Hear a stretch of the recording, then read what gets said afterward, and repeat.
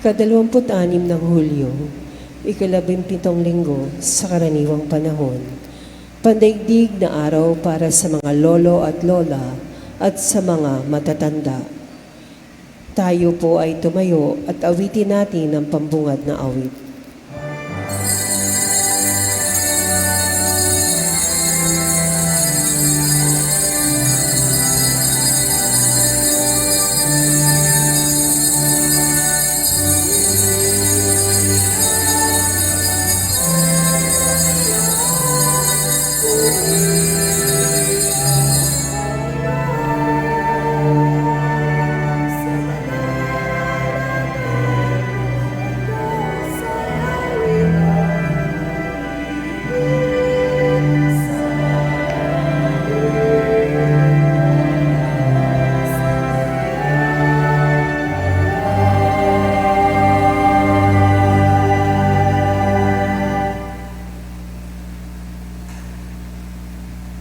Sa ngalan ng Ama at ng Anak at ng Espiritu Santo, Amen. sumainyo ang Panginoon. At sumainyo rin. Mga minamahal kong kapatid, tayo nasa ikalabimpitong linggo sa karaniwang panahon at upang tayo mas maging marapat gumanap sa ating pagdiriwang, aminin muna natin ating mga kasalanan.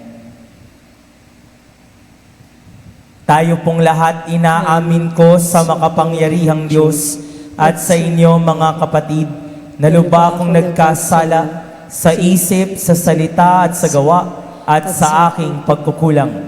Kaya isinasamo ko sa mahal na Birheng Maria, sa lahat ng mga anghel at mga banal, at sa inyo mga kapatid, na ako'y ipanalangin sa Panginoong ating Diyos. Kaawaan tayo ng makapangyarihang Diyos, patawarin tayo sa ating mga kasalanan, at patnubayan tayo hanggang sa buhay na walang hanggan. Amen.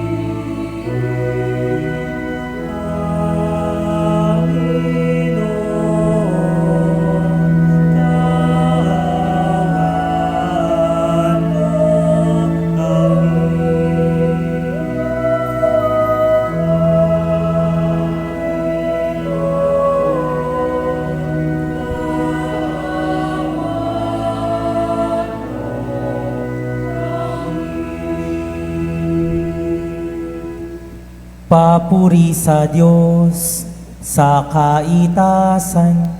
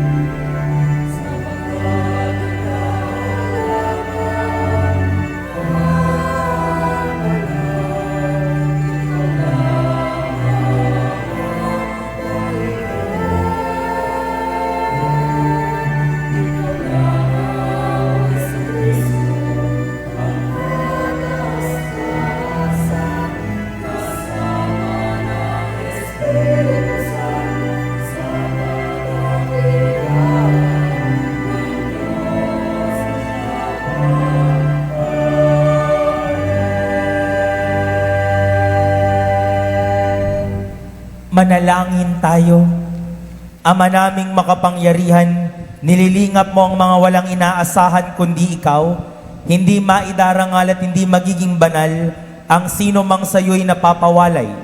Dagdagan mo ang iyong kagandahang loob sa amin upang sa iyong pamumuno at pangangasiwang magiliw, mapakinabangan namin ang mga biyaya mo sa lupa bilang pagkakamit na namin sa makalangit mong pagpapala. Sa pamamagitan ni Hesukristo, kasama ng Espiritu Santo, magpasawalang hanggan. Amen.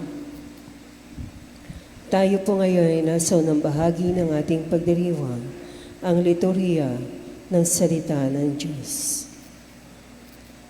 Sa unang pagbasa, sinasalaysay ang kahilingan ni Haring Solomon sa Panginoon.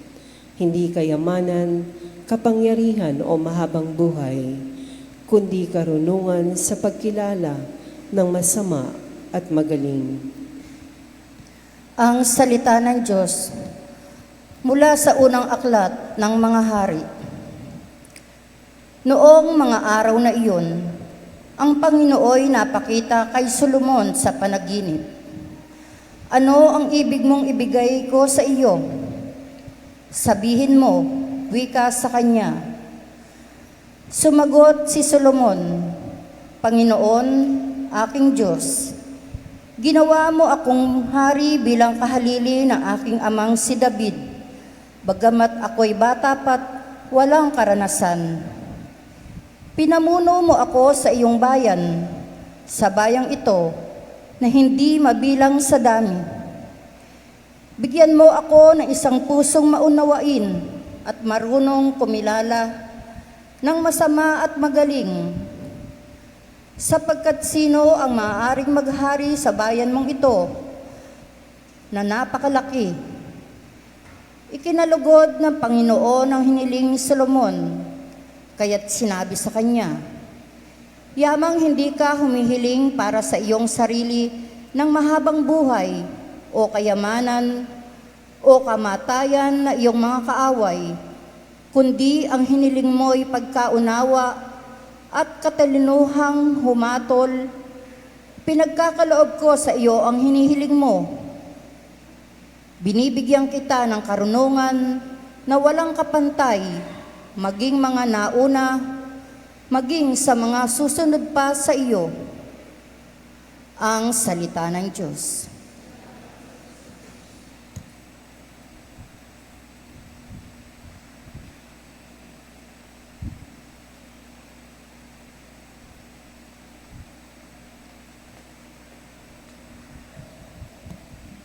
Salmong Tugunan.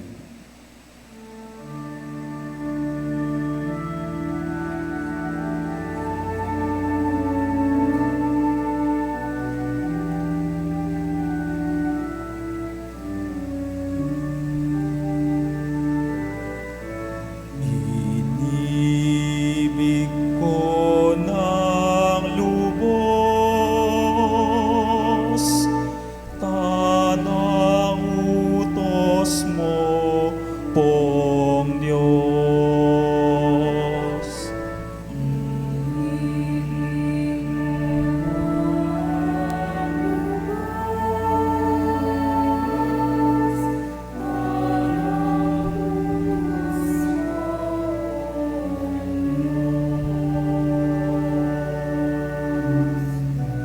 Ikaw lamang, Panginoon, ang lahat sa aking buhay. Kaya ako'y nangangakong susundin ang kautusan. Higit pa sa ginto't pilak nitong buong sanlibutan, ang mabuting idudulot ng bigay mong kautusan.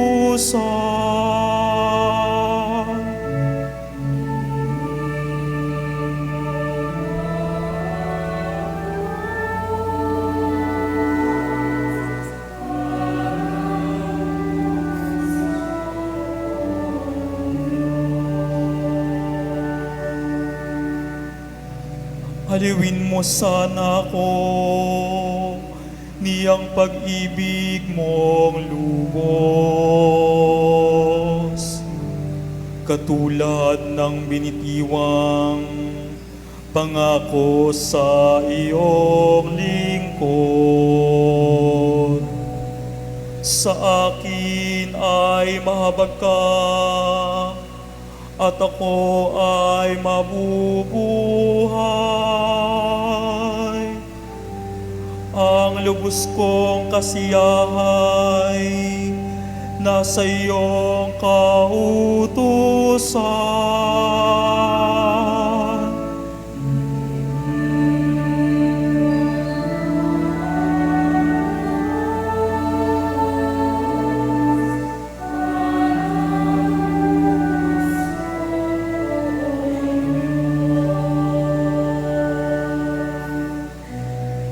Mahigit pa kaysa ginto,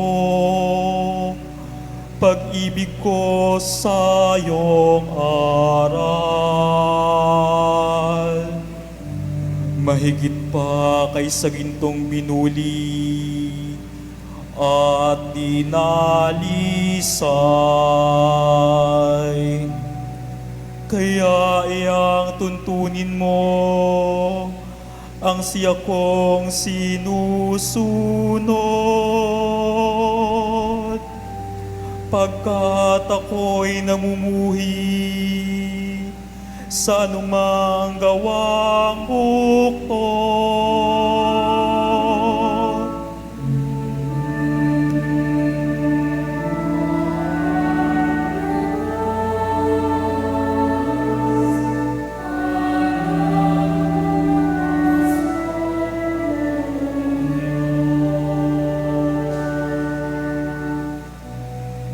Lubos akong humahanga sa bigay mong mga turo. Iya'y aking iingatan, susundin ng buong puso. Ang liwanag na turo mo'y nagsisilbing isang tanglaw. Nagbibigay dunong ito sa wala pang karanasan.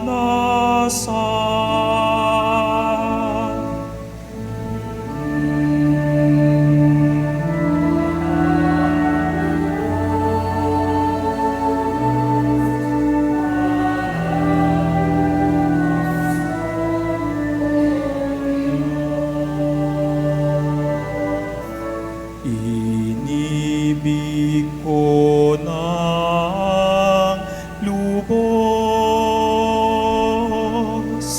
tanang utos mo, Poong Diyos.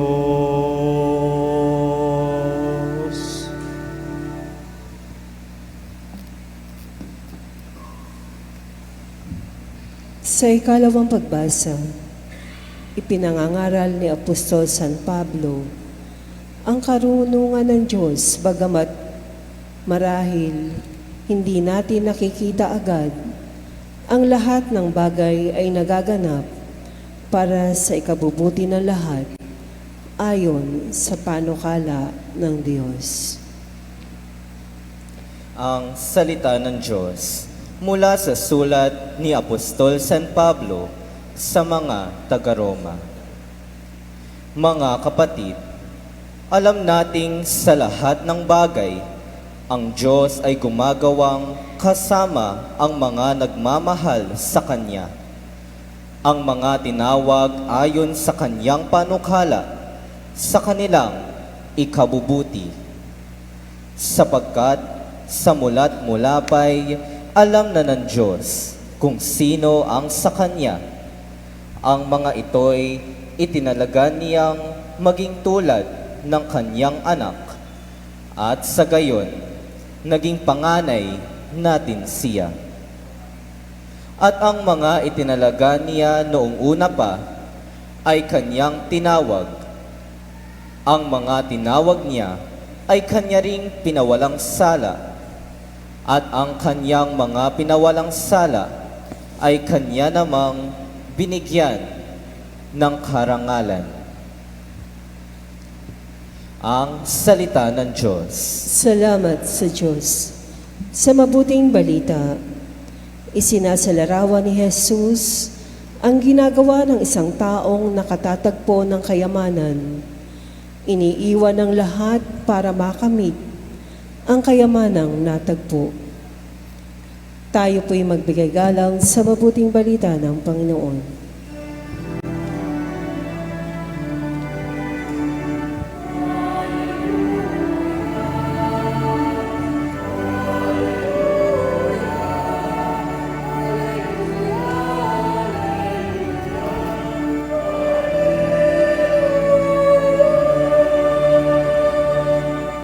Papuri sa Diyos Ama, pagkat ipinahayag niya, hari siya ng mga aba.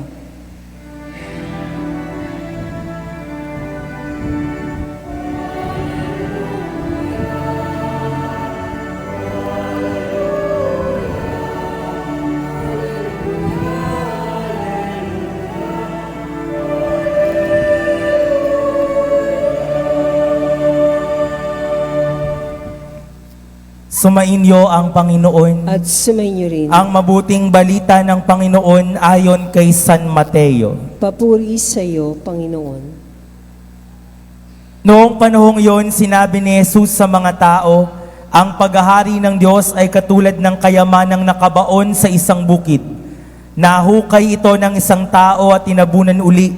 Sa laki ng tuwa, siya'y humayo at ipinagbili ang lahat ng ari-arian niya at binili ang bukid na iyon.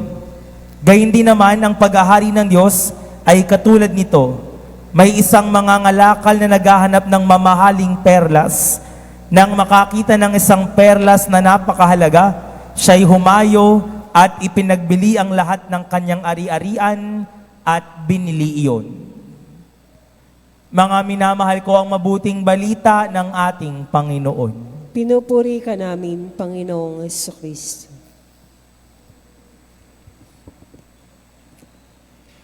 Kung bibigyan tayo ng pagkakataon na makausap ang Diyos at tatanungin ng Diyos, ano bang gusto mo? Ano bang top of the head answer nyo? Anong gusto mo? Siguro yung iba sa atin, sasagot, Lord, pera. Mali. Maraming pera. Yung iba, Lord, successful na karera, magandang hanap buhay, magandang negosyo. Yung iba siguro, kasikatan, makilala, maging popular. Yung iba siguro, kapangyarihan. Ano ang isasagot natin kapag tayo tinanong ng Panginoon, anong gusto mo? In our first reading today, from the first book of Kings, the young King Solomon was asked by the Lord, anong gusto mo? This was a very young king. At itong batang hari, pwedeng nagsabi, magandang tanong yan. Lord, gusto ko ng malakas pang kapangyarihan. Yung kukub-kubin ko pa ang ibang kaharian. Gusto ko pa ng maraming kayamanan.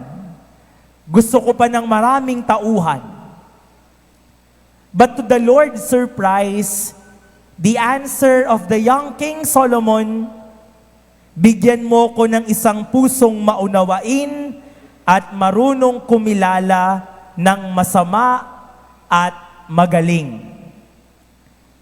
Precisely, Solomon is asking the Lord, give me wisdom. Not wealth, not power, not popularity, wisdom. And according to our first reading, the definition of wisdom is doing what is good avoiding what is evil. Yan naman ho, di ba? Ang taong marunong, alam ang tama, umiiwas sa masama. Wisdom is different from intelligence. When you acquire knowledge, matalino ka. Pero pwedeng matalino, pero hindi marunong. Maaring 95 ang math, 99 ang science, pero hindi marunong. Maaring 1 sa lahat ng courses, pero hindi marunong. Sabagat iba ang matalino sa marunong. Ang matalino, maraming alam. Ang marunong, alam ang tama, umiiwas sa masama. And so a wise person makes good life choices. Maganda ang kanyang mga pagpili. Yan ang marunong. Ang estudyante ay marunong kapag ang estudyante, kapag may exam o may assignment, nag-aaral. Imbes na mag-ubos ng oras sa laro at sa social media, hindi yan karunungan. Ang isang empleyadong marunong ay magiging tapat. Kahit yung iba ay hindi tapat at yun doon may easy money. That is unwise. Ang isang ama o ina, a wife or a husband na marunong ay pipiliin palagi ang pagpapatawad kaysa magalit. At alam nyo naman, di ba minsan pag galit, kung ano-anong sinasabi. Kapag galit, kung ano-anong ginagawa. Tapos, kapag nahimasmasan, anong gagawin? Hahabol-habol. Sorry. Di ko naman na kasi napag-isipan yung sinabi ko. Di ko naman kasi inisip yung ginawa ko. A wise Christian prioritizes God above all else. And that is another good definition of what wisdom is. Wisdom is not only choosing the good and avoiding evil. Wisdom is also knowing what to let go and what to keep. What to let go and what to keep. Ibig sabihin, pinapahalagahan ang mga talagang mahalaga. And that is the point of our gospel from Saint Matthew. This is the parable of the treasure buried in the field and the parable of the pearl of great price. Na kaya nilang iwan ang lahat para lang mabili ko yung bukid. Kaya kong ibenta ang lahat para lang sa perlas. Wisdom is knowing what to let go and what to keep. Pinapahalagahan ang mga dapat pahalagahan. Ano bang mga pinapahalagahan ninyo? O sino ang mga pinapahalagahan ninyo? Sino o ano ang tumatakbo palagi sa isip mo? Yan ang priority mo. Kanino o saan nauubos ang oras mo? Yan, priority mo yan. Saan o kanino nauubos ang pera mo? Pinagkakagastusan mo kasi prioridad mo. Wisdom is knowing what to keep and what to let go. Ano bang mga pinapahalagahan natin? But there is another definition of what wisdom is. And wisdom is being just. Pangit lang yung pagkakasalin sa Tagalog minsan. Kapag sinabing, ang wais-wais mo, parang sinasabi na maluko ka. Ay, ang wais mo, parang sinasabi na kaisa ka na naman. But actually, to be wise is not to be unjust. To be wise is to be just. Uulitin ko po yung gospel, yung unang part, tingnan nyo kung saan naging makatwiran yung tao. Ang paghahari ng Diyos ay katulad ng kayamanang nakabaon sa isang bukid. Nahukay ito ng isang tao at tinabunan uli. Sa laki ng tuwa, siya'y humayo at ipinagbili ang lahat ng ari-arian niya at binili ang bukid na yon. Now, here comes justice. Alam nung naghukay na hindi kanya yung kayamanan. Kung talagang tuso siya, nahukay niya yung kayamanan, he could have run and fled. Ako nang nakahukay, akin na to. Ako nang nakahukay, takbuhan na. Akong nakahukay, alisan na. Pero ang ginawa ng tao ay, nahukay ang kayamanan, ibinaon uli, sa kanya binenta lahat ng ari-arian niya, at binili niya yung bukid na yon. That is being just. Hindi naman sa kanya yung lupa eh. Kaya bibilin ko muna yung lupa para legal na mapa sa akin yung kayamanan. And so, to be a wise person is to be a just person. Ang tunay na marunong makatwiran. Mga minamahal kong kapatid, sa 17th Sunday in Ordinary Time, we ask the Lord for one gift, and that gift is wisdom. Bukas ho, July 26, ipagdiriwang natin ang kapistahan nina San Joaquin at Santa Ana. Kaya ho narinig nyo sa misal kanina, binasa ng ating commentator, ngayon din ay pandaigdig na araw para sa mga lolo at lola at sa mga matatanda. Maaari ho bang tumayo ang mga matatanda? Sige, huwag niyong ikahiya ang pagtanda. Sige ho, tayo kayo.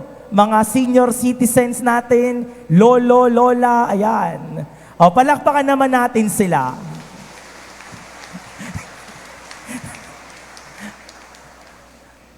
Yung iba hindi tumayo, pero mukha naman. Biro lang. You know, they say, wisdom comes with age. Yung mga matatanda, marunong sa buhay. Sa dami ng mga karanasan, sa dami ng mga naging pagsubok na nalampasan, totoo naman yun. Wisdom, it comes with age. Kaya ho sana sa mga matatanda natin, wag ho kayong mapagod at magsawa na turuan kaming mga mas nakababata para pag dumating kami sa puntong yan, meron din kaming mga pinagkakatandaan. At minsan din ho, mga matatanda, makinig din kayo sa mga mas nakababata. Meron din namang wisdom ang mga nakababata na makatutulong ho sa mga mas nakatatanda. Wisdom comes with age. My dear brothers and sisters, as we continue our Eucharistic celebration, we ask the Lord for the gift of wisdom. Wisdom is understanding what is good and avoiding what is evil. Making good life choices. Si Solomon, pwede niyang piliin ang kung ano-ano, pero maganda ang kanyang maging pagpili, karunungan. Wisdom is knowing what to keep and what to let go. Pahalagahan ang mga dapat pahalagahan. And wisdom is also being just to other person, to other people. At sana ho ang Diyos ay prioridad natin. Marunong tayo sapagkat priority din natin ng Diyos. Di ba kinakanta natin, seek ye first the kingdom of God. And if you seek God first, anong susunod na lyrics sa kanta? Everything else will be added unto you. Put God first, and everything will be added unto you. In a world where we are surrounded by foolishness and stupidity, Catholic Christians should ask for the grace to be wise. Amen.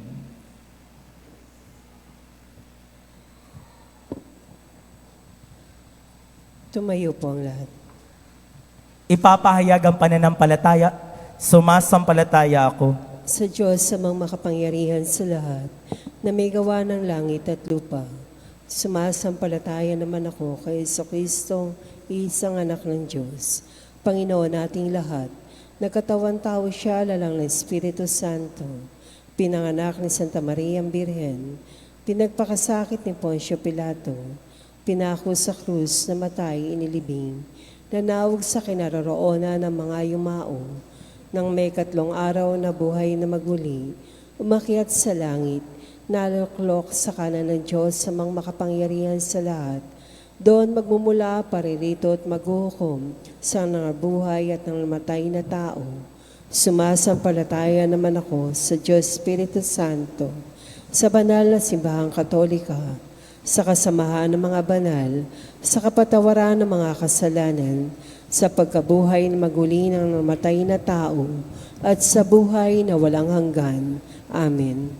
Mga kapatid, dali nang itaas sa amang mapagmahal ang ating mga panalangin at ating sambitin, Panginoon, dinggin ng iyong bayan. Panginoon, dinggin ang iyong bayan. Para sa mga namumuno sa simbahan, upang lagi nilang ipangaral ang kahalagahan na maging bukas ang pamayanan sa iba't ibang lahi at lipi. Manalangin tayo sa Panginoon. Panginoon, dinggin ang iyong bayan. Para sa mga namumuno sa pamalaan, upang huwag mamayani ang pagkamakasarili, kundi ang pagbibigay ng sarili sa paglilingkod sa bayan. Manalangin tayo sa Panginoon. Panginoon, dinggin ang iyong bayan. Para sa mga nagdarahop at aba, upang sila man ay makapakinabang sa yamang kaloob ng Diyos, hindi lamang ang ilan. Manalangin tayo sa Panginoon. Panginoon, dinggin ang iyong bayan. Para sa mga dayosanong paring misyonero ng Mission Society of the Philippines, upang patuloy nilang ipalaganap ang paghahari ng Diyos sa iba't ibang dako ng mundo. Manalangin tayo sa Panginoon. Panginoon, dinggin ang iyong bayan. Para sa mga lolo, lola at nakatatanda, upang sa yugtong ito ng buhay ay patuloy nilang madama ang pagmamahal at kalinga ng ating pamayanan. Manalangin tayo sa Panginoon. Panginoon, dinggin ang iyong bayan. Para sa ating natitipon ngayon, upang hanapin at palagaan natin, hindi ang yamang lumilipas, kundi yaong tunay na tatagal at maghahatid sa atin kay Kristo. Manalangin tayo sa Panginoon. Panginoon, dinggin ang iyong bayan. Para sa ating bansa, upang ipag-adya tayo sa mga matinding kalamidad tulad ng lindol, bagyo at tagtuyot, manalangin tayo sa Panginoon. Panginoon, dinggin ang iyong bayan. Para sa mga kapatid nating yumao, upang makamit nila ang paghahari ng Diyos sa buhay na walang hanggan, manalangin tayo sa Panginoon. Panginoon, dinggin ang iyong bayan. Sa katahimikan, ilapit natin sa Diyos ating mga pangangailangan.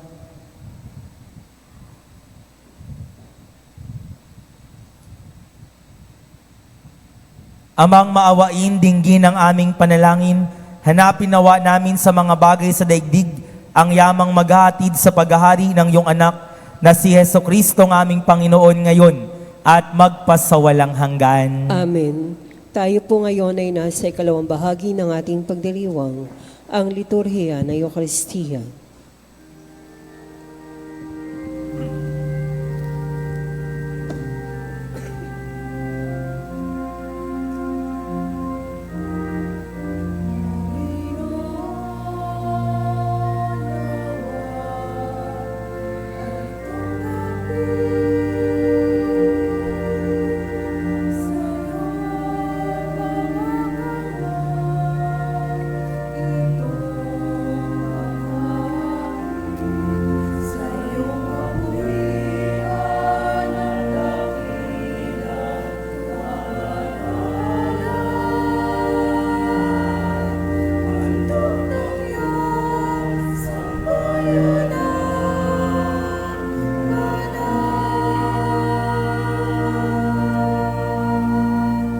Sitayo po ang lahat. Manalangin kayo mga kapatid upang ang paghahain natin ay kalugdan ng Diyos Ama na makapangyarihan. Tanggapin nawa ng Panginoon itong paghahain sa iyong mga kamay, sa kapurihan niya at karangalan sa ating kapakinabangan at sa buong sambayanan niyang banal. Ama naming lumikha, tanggapin mo ang mga alay na sa iyo rin nagmula at ngayon aming inihahanda sa iyong dambana upang sa aming ginaganap na pagdiriwang ang iyong paglingap ay magtaguyod sa tanan at magpabanal sa aming pamumuhay sa kasalukuyan at mag-akay sa amin sa ligayang walang katapusan sa pamamagitan ni Hesukristo kasama ng Espiritu Santo magpasawalang hanggan. Amen. Sumainyo ang Panginoon. At sumainyo rin. Itaas sa Diyos ang inyong puso at diwa. Itinaasa namin sa Panginoon. Pasalamatan natin ang Panginoong ating Diyos. Marapat na siya ay pasalamatan. Ama naming makapangyarihan, tunay ngang marapat na ikaw ay aming pasalamatan. Ikaw ang lumikha sa tanan. Ikaw ang nagtakdang magkaroon ng gabi at araw, gayon din ang taginit at tagulan. Ikaw ang humubog sa tao bilang iyong kawangis na mapagkakatiwala ang mga siwa sa daigdig. Ikaw ngayon pinaglilingkuran sa pagganap sa pananagutan ng iyong pinagtitiwalaan sa pamamagitan ng anak mong mahal. Kaya kaisa ng mga anghel na nagsisiawit ng papuri sa iyo nang walang humpay sa kalangitan, kami nagbubunyi sa iyong kadakilaan.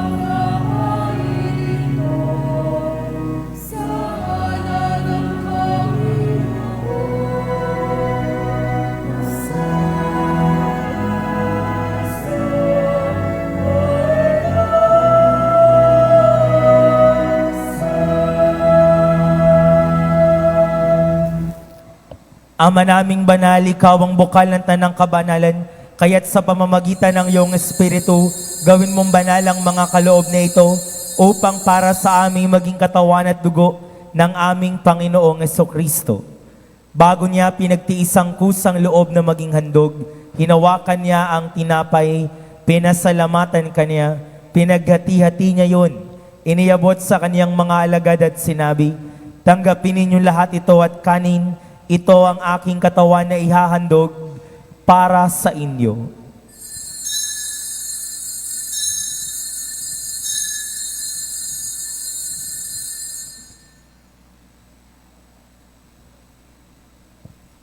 Gayun din naman noong matapos sa ngapunan, hinawakan niya ang kalis, muli kanyang pinasalamatan, iniabot niya ang kalis sa kanyang mga alagad at sinabi, tanggapin ninyo lahat ito at inumin. Ito ang kalis ng aking dugo, ng bago at walang hanggang tipan, ang aking dugo na ibubuhos para sa inyo at para sa lahat, sa kapagpapatawad ng mga kasalanan, gawin ninyo ito sa pag-alaala sa akin.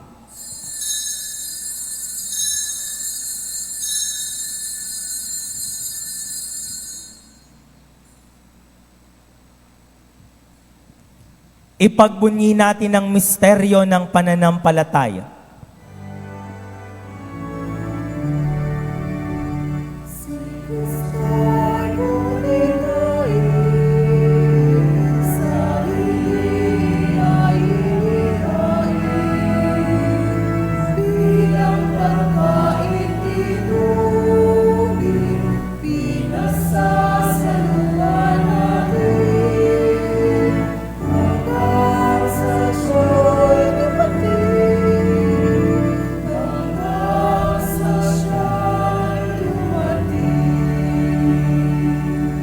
Ama, ginagawa namin ngayon ang pag-alaala sa pagkamatay at muling pagkabuhay ng iyong anak, kaya't iniaalay namin sa iyo ang tinapay na nagbibigay buhay at ang kalis na nagkakaloob ng kaligtasan.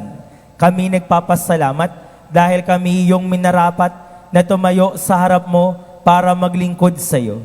Isinasamo namin kaming magsasalo-salo sa katawan at dugo ni Kristo ay mabuklod sa pagkakaisa sa pamamagitan ng Espiritu Santo. Amalingapin mo ang iyong simbahang laganap sa buong daigdig. Puspusin mo kami sa pag-ibig. Kaysa ni Leon na aming Papa, Dennis na aming Obispo, at ng Tanang Kaparian. Alalahanin mo rin ang mga kapatid naming nahimlay nang may pag-asang sila'y muling mabubuhay, gayon din ang lahat ng mga pumanaw. Kaawaan mo sila't patuloyin sa iyong kaliwanagan. Kaawaan mo't pagindapating kaming lahat na makasalo sa iyong buhay na walang wakas. Kaisa ng mahal na Birheng Maria, Ina ng Diyos, ni San Jose, kanyang kabiyak ng puso, kaisa ni Santiago at ng mga apostol, nina San Joaquin, Santa Ana, at ng lahat ng mga banal na namuhay dito sa daigdig ng kalugod-lugod sa iyo, maipagdiwang nawa namin ang pagpupuri sa ikararangal mo sa pamamagitan ng iyong anak na aming Panginoong Heso Kristo. Sa pamamagitan ni Kristo, kasama niya at sa Kanya, ang lahat ng parangal at papuri ay sa iyo, Diyos amang makapangyarihan, kasama ng Espiritu Santo, magpasawalang hanggan.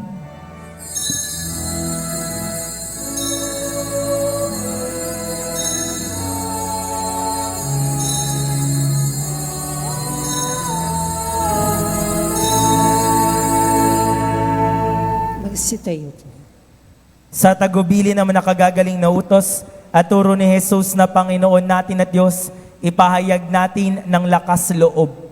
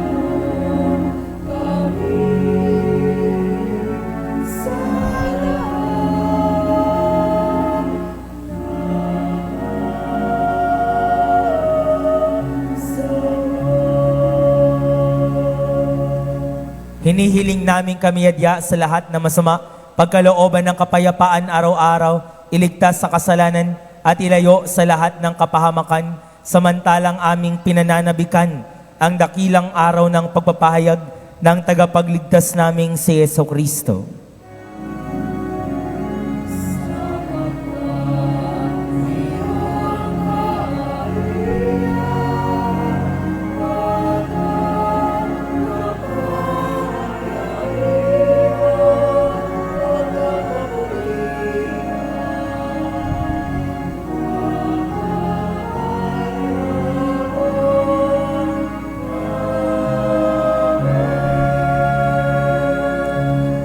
Panginoong Jesucristo, sinabi mo sa iyong mga apostol, kapayapaan ang iniiwan ko sa inyo, ang aking kapayapaan ang ibinibigay ko sa inyo.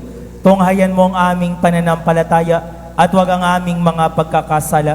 Pagkalooban mo kami ng kapayapaan at pagkakaisa ayon sa iyong kalooban, kasama ng Espiritu Santo, magpasawalang hanggan. Amen. Ang kapayapaan ng Panginoon ay laging sumainyo. At sumainyo rin. Magbigayan kayo ng kapayapaan sa isa't isa.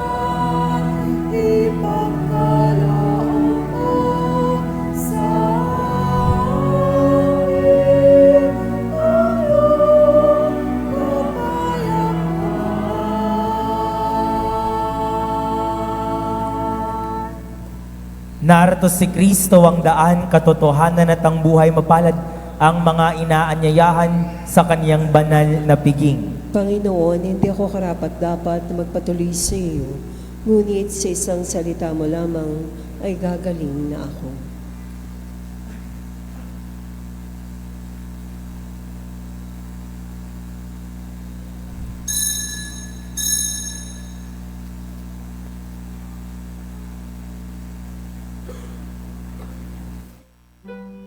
Panginoong Hesus, ako ay naniniwala na ikaw ay nasa kabanal-banalang sakramento. Iniibig kita ng higit sa lahat at ninanasa kong tanggapin ka sa aking kaluluwa, sapagkat sa mga sandaling ito, hindi kita matatanggap sa sakramento, tumuloy ka sa Espiritu sa aking puso. Niyayakap kita na para bang naririto ka na, at iniaalay ko ng buong buo ang aking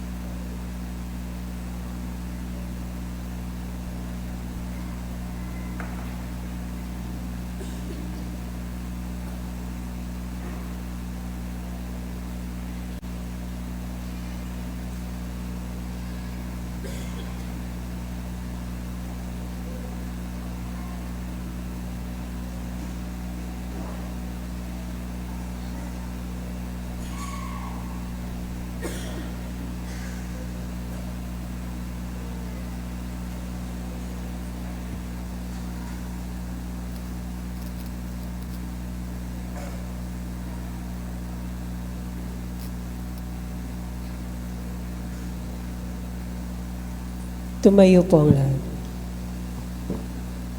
Manalangin tayo. Ama naming mapagmahal, pinagsaluhan namin sa banal na pagkinabang ang alaalang walang kupas na iyong anak na nag-alay ng sarili niyang buhay para sa aming kaligtasan. Ipagkaloob mong ito ay magdulot ng pag-unlad sa ipinamana niya sa aming pagliligtas bilang tagapamagitan kasama ng Espiritu Santo magpasawalang hanggan. Amen. Maliban sa mga senior citizens, lolo at lola, umupo ang lahat para po sa pagbebendisyon. Amang maawain, ang mga katandaang lingkod mo ay ganap na umaasa sa iyo. Nasaksihan nila ang iyong kagandahang loob. Salamat po sa biyayang handog mo sa kanila sa maraming yugto ng panahon. Pagpalain mo sila ng bagong sigla at bigyan ng kalusugan ng isip at katawan. At higit mo pong pagpalain sa kinabukasang walang hanggan. Hinihiling namin ito sa pamamagitan ni Kristo ng aming Panginoon ngayon at magpasawalang hanggan. Amen. Palakpakan natin ang mga nakatatanda sa atin.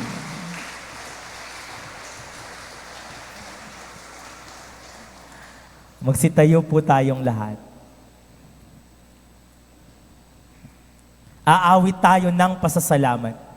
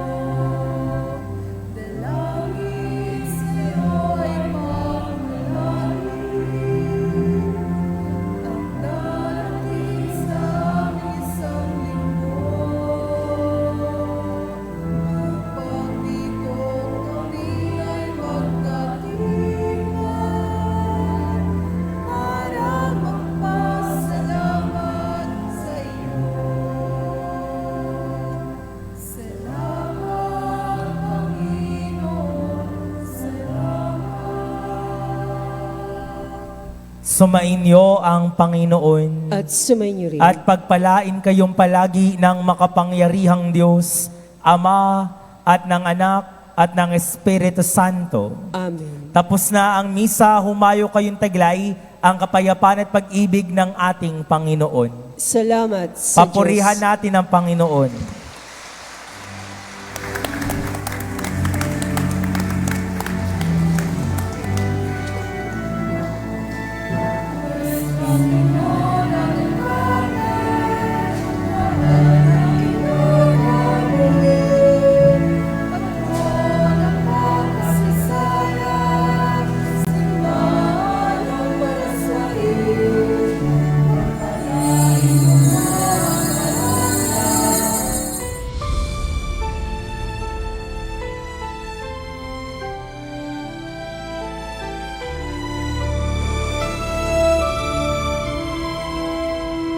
Nuestro Padre Jesús Nazareno, sinasamba ka namin, pinipintuho ka namin, aral mo ang aming buhay at kaligtasan. Nuestro Padre Jesus Nazareno, iligtas mo kami